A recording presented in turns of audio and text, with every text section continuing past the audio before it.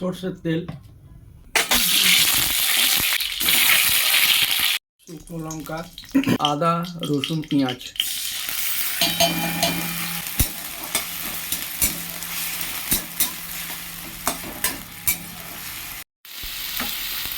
সেদ্ধ করা টমেটো,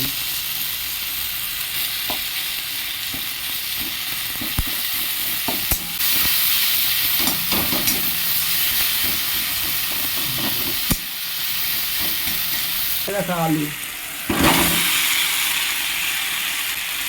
হলুদ গুঁড়ো, জিরে গুঁড়ো, ধনে গুঁড়ো ও গরম মশলা গুঁড়ো 1 চামচ করে 4 চামচে,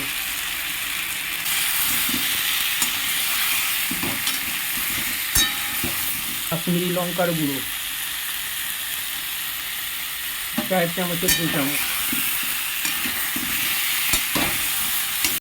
স্বাদ ও পরিমাণ মতো নুন,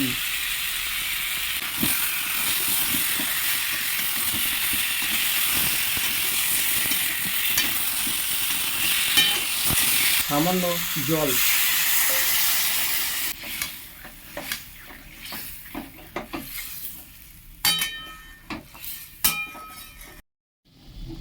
আর একটু জল দেবো, এটা ঝোল হবে।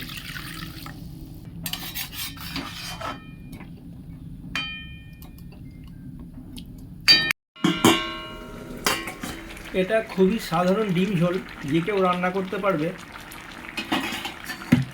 এইসব রান্না করে দিয়ে আবার কাজে দৌড়াতে হবে, ওই জন্য সহজ পদ্ধতিতে যা রান্না হয় সেটাই রান্না করে নিই।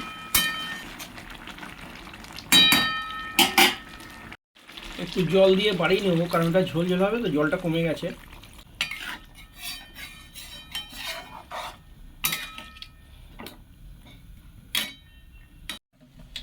কটা কাঁচা লঙ্কা দিয়ে দেবো, এটা আমার ভালো লাগে মেখে খেতে। দেওয়ার পর ঝোলটা ফুটে গেছে, ডিমগুলো ছেড়ে দেবো। ও খুব সুন্দর লাগছে, টেস্টটা খুব সুন্দর হয়েছে।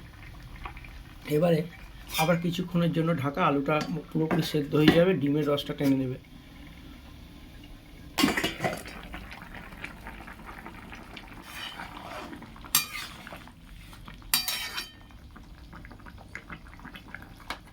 আলু গলে গেছে, নামিয়ে নেব। আমার এই রান্নাটা যদি ভালো লাগে, লাইক, শেয়ার ও কমেন্ট করবেন। আমার চ্যানেলটা সাবস্ক্রাইব করবেন। ধন্যবাদ সকল দর্শক বন্ধুদের।